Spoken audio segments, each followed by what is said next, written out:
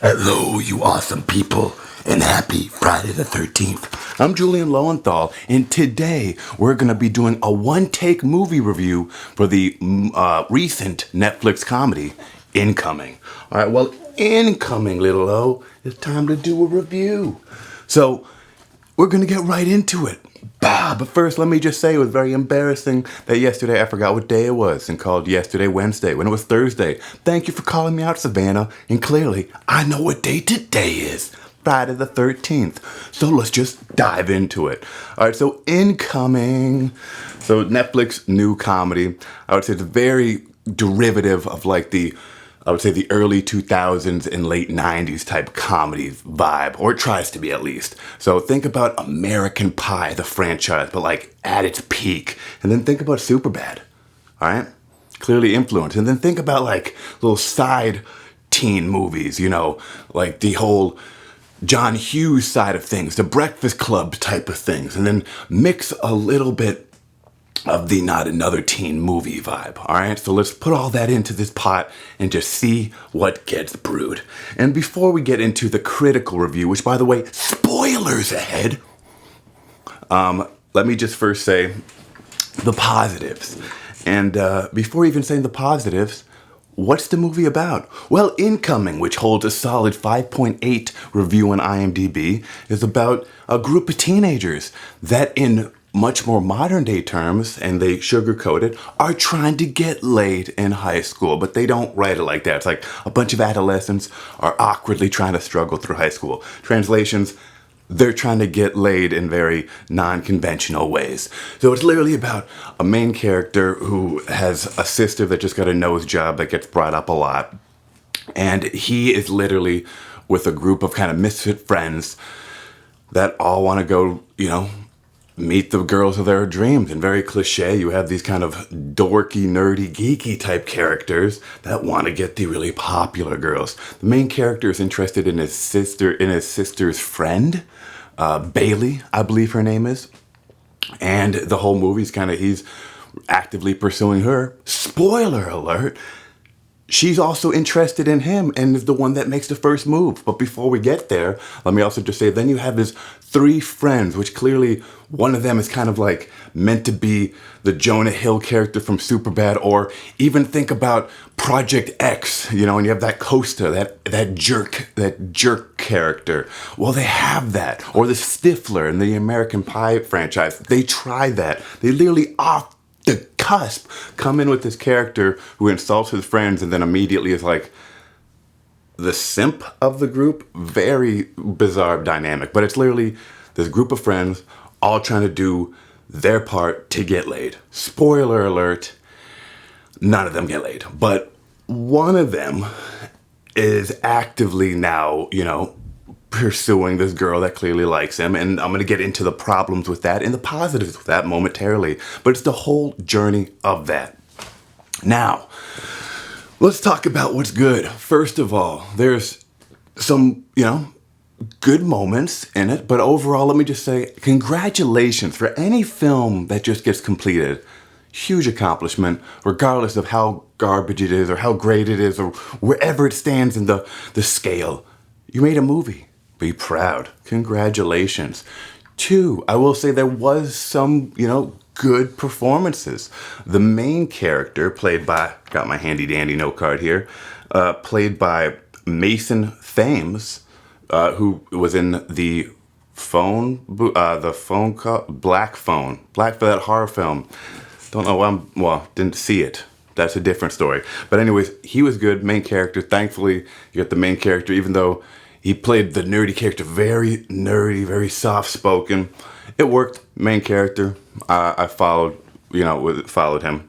We had to. I mean, that's what the movie's about, his story. Also, I'd say Isabel Ferrara, sorry if I'm butchering her name, who plays the sister's friend that the main character is actively seeking. I think what maybe one of the best performances, if not the best performance. And I will just say those two actors alone, characters, I was intrigued to watch this film and see what happens, even with all the mess that came with that. I would also say that there was two, more notable stars. You got Caitlin Olsen from Always Sunny, and Always Sunny is going to come up in just a moment.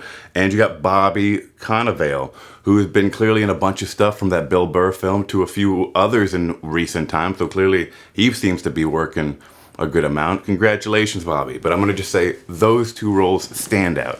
So those were my 4 favorite characters. And I'll also say from a financial point, they were able to work with, I have no idea what the budget is, but I'm just going to say, if it was like a $3 to $5 million budget, you guys clearly made money. I doubt it. I bet it's closer in the range of 10 million or more. And then I think you might have lost money, but I don't know. I don't know where your finances are. I don't know how, like, what your game is. Clearly it's on Netflix. Congratulations. So it's from the writers of Always Sunny in Philadelphia, that hit show, clearly really funny show. They also wrote a show I've not seen called The Mick with Caitlin Olsen and a few other characters that popped into the movie. Clearly, they have some good projects under their belt. Now, I'm not sure what went wrong with Incoming, because Incoming, it was pretty bad. And not bad enough that I'm like, hey, let's watch a funny bad movie, but like on that cusp that's like, it's bad. Like there's good moments. I'll say like the first act, first 30 minutes of the movie, probably the worst. The end of the movie, the very end, even worse. But in between the first half an hour and that last 15 minutes, there's some moments that can be entertaining watching if you're under enough, certain influences. But overall, I just feel they tried too hard to make a modern generation Superbad and fell way flat, including there is so much storyline that we don't care about. Like I do care about the main character, pursuing the friend, pursuing his sister's friend, and eventually getting with her. Okay, good job. But I don't really care how they did the sidelines, because like you have these 2 friends, it's all about them going to a party. Typical story. There's a party coming. One of the friends has an older brother that's really hosting it, but because they're relatives by association, they're both into it. And the older brother's like, hey, you can bring one of your younger friends, but only one can be your +1. So clearly, it has to be the main character who becomes his +1. The girl, his sister's friend that he likes, is at the party. They get together. But before we get to that point, I would say there's unnecessary stuff. So, for example, no one really cares about the side story about the 2 friends that got rejected from the party who want to be rebellious. So they go steal one of the friends' jerk off of a stepfather's car. They get this girl that they find really cute. Her friends tell her it's the Uber. So these awkward boys literally give this really drunk girl a ride. They go to Taco Bell. They then go to this car wash. Why? Because she pooped herself everywhere. It's just, it was a moment. I would say the movie more had its gross out moments and its oohs, ahs, really? Rather than, man, that's just straight comedy. There was a couple funny moments. I'm not gonna lie, it's not totally no laughs. It's just, I might have laughed like lightly 1 to 3 times, maybe 4. Wasn't that great, but it kept moving. And I will say there were so many moments that they just forced comedy, like all the swears, the drug use. Like I get that Martin Scorsese says the F-bomb like every other word, but this movie's like, they need more F-bombs to like swear just for the sake of swearing. And then there's just like nudity, even though there's not as much nudity as in the American Pie franchise, the nudity just also seemed forced. It seems like all the drug use forced. Like I'm just thinking, if this was a PG-13 film, I think it would have done better because you didn't need all the expletives. You didn't need the random naked dudes in the movie. I do appreciate, I will say, I like that they, modernized it. There was some, various different types of couples doing various different things. I do like the variety, but the nudity just seemed very unnecessary. And now I'm going to just say some of the weird stuff. So Bobby I'm sorry, dude, Cannavale, really like you, man. Really like you, but sorry for butchering your last name. I would say he was a standout performance. He played this really like cool, hip, chemical, like chem teacher. And like, I really liked that at the beginning, but then things take a sharp turn and get weird. This teacher goes to the party. Like, what? I don't care how cool of a teacher you are. Don't go to a high school party. Yes, this is high school. It's actually freshmen. So the kids are mostly 15. And then the girl that the main kid, Benji, that's the character name, likes, Bailey, is a sophomore, okay? So it's a 15-year-old going after a 16-year-old. In real life, that's normal. But they get a little bit too graphic, and I'm just gonna spoil it. Spoilers, in the very first 20 minutes, you see one of Bailey's boobs in a scene that I don't feel was necessary. I feel like you could have gotten that outcome without just showing her boob, but I'm just saying it just seemed like the nudity for the sake of nudity. And what's really disturbing is she's supposed to be a 15 or 16-year-old girl. It's like, I understand that the actress is definitely over 18, probably over 21. I didn't Google her age, but that idea to me is gross, that we're about to see a breast. I want to be polite about it. A breast from someone that's portraying a 15-year-old. That's disgusting. Anyways, this teacher that I thought was so cool when we see him, he's very relatable, he's fun, goes to the party. You know, it's like, yo, why can't you just be a cool teacher that doesn't do disgusting, weird things? Goes to the party, gets like blackout drunk, maybe not blackout because he then drives back. Spoiler alert, does not get arrested. But the fact he goes to the party, shows all these kids these chemical like games while he's drinking, while he's partying. He doesn't flirt or seem to flirt with any of the high schoolers, but still, dude, you're an adult, you're a teacher. He would have gotten fired. They're filming him. It's just disgusting and unacceptable on so many levels. So eventually, spoiler alert, eventually he gets too drunk. He's trying to do all these cool like fire breathing things and gets himself caught on fire. He's burning up, jumps into this pool at the party because it's a party at a rich, like they're rich, the people are rich. Better parties in movies if the people are rich.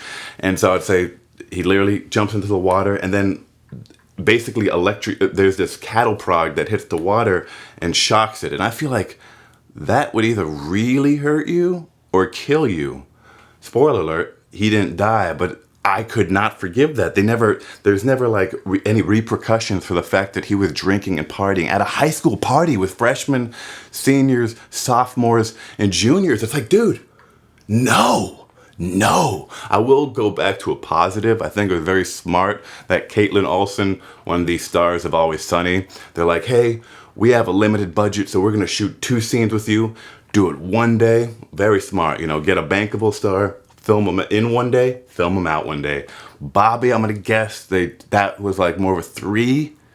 If they did it in 2 days, great work, but I'm guessing they needed him for 3 to 4 days, hit a little bit of the budget, but then most of the other actors, even though, like I said, the two of the leads clearly have promise, you know, are all fairly newer actors, so that saved the budget. It's also a pretty big cast. So good work hiring everyone and being able to afford that. Again, I'm assuming this budget was way more than the 3 to 5 million that it easily could have been.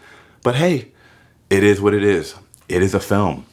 And it's from, again, the writers of Always Sunny and The Mick, which I did not say their names. They're brothers, Dave and John Chernin. And again, I like their other works. Haven't seen The Mick, but I do like Always Sunny. And I would say, just not there. And maybe it's because they're much better at like adult humor, right? Silly, dumb adult humor. That works for Always Sunny. But as much as they're trying to be in the culture in this generation, it just did not work for Incoming. So please let me know your thoughts of that movie down below. And join me for the next One Take movie review. But before we wrap it up, I just want to now spoil the end. That I was waiting until the end of this video because it's probably the worst part, but it's the end. So here we go. At the very end, the main character, there's so many predictable points. Like the main character and the girl and his sister's friend, they eventually kiss. She, she's the one that does the moving, like moves in to kiss him because she's like, I know you're not going to make the first move. So she does it. They're at the party. All's good. She's like, hey, let's meet back up later and maybe I'll give you a ride. Well, lo and behold, later comes and one of the side characters is like, hey, Benji, come here and do some cocaine. You know, why? Make him just do shots and do something dumb. It's like, do cocaine. Oh, and you can do cocaine off this girl's belly. And obviously, while he's doing that, Bailey, the girl he really likes, comes and sees it. It's like, oh my God, what are you doing? And she's not even mad that he's doing drugs or cocaine. What looks like cocaine, it's really ketamine. So it's not cool that A, the person forced him to do cocaine, and then B is like, hey, actually, it's not cocaine, it's ketamine, and just ruined that dude's night. And the dude went to jail, and his mom, played by Caitlin Olsen, has a follow-up scene because she got him out of jail and yells at him and the sister. But anyways, so they have this. The brother then, Bailey then literally sees him doing the ketamine, which they think is cocaine, runs off. And then at the very end, rather than the main character, Benji, going to the girl, be like, hey, I don't actually do drugs. I'm sorry. I've been trying to impress you. I've been trying to, make you like me because you're a sophomore and I'm a freshman. That doesn't happen. He just goes into the school assembly, which has like a weird Mean Girls type vibe. And he's like, his thing is he's a singer. So I will say I like the fact that they promote, hey, go be yourself. Be yourself. Don't try to be someone you're not. And if you have a gift at singing or some other art, don't stifle it. So that was cool, but at the very end it's kind of random because they're having an assembly to begin the school year. Then after the teachers do their announcements, they're like, does anyone else have something to say? I don't think they even say that. He just bogarts it. He's like, hey, I'm gonna go take the mic because I want something to say. He starts by saying how much he likes his girl in front of the entire school. And then he does this singing number that everyone starts to love. And then at the very end, in front of the whole assembly, he goes to the girl. He's like, hey, will you be my girlfriend? And then she says no in front of the whole school. Everyone starts laughing at him. The assembly ends. And then she winks. The movie ends. It's like, that is such a terrible ending. Again, so weird that we glorified a character. I'm disturbed by A, the fact that no repercussions came from that teacher going to the high school party. And B, even worse than A, don't glorify an actress who's playing a 16-year-old by showing her breast. It's just bad. If you're going to play that game, do that with colleges. That's why I think the American Pie series works better. Do that with people that are playing characters of age. Because it's just a weird concept to promote nudity from someone playing an underage person. Weird, but terrible ending. Terrible ending. You don't have to necessarily be cliche about it, but the girl of his dreams who they made out with the night before publicly humiliated him and then winked like, hey, we can hook up, just don't tell anyone. Terrible ending. Terrible ending. Well, what movie should I review next? And in the meantime, enjoy your Friday the 13th. And I'll see you all tomorrow. Love you all. And remember, you're wonderful.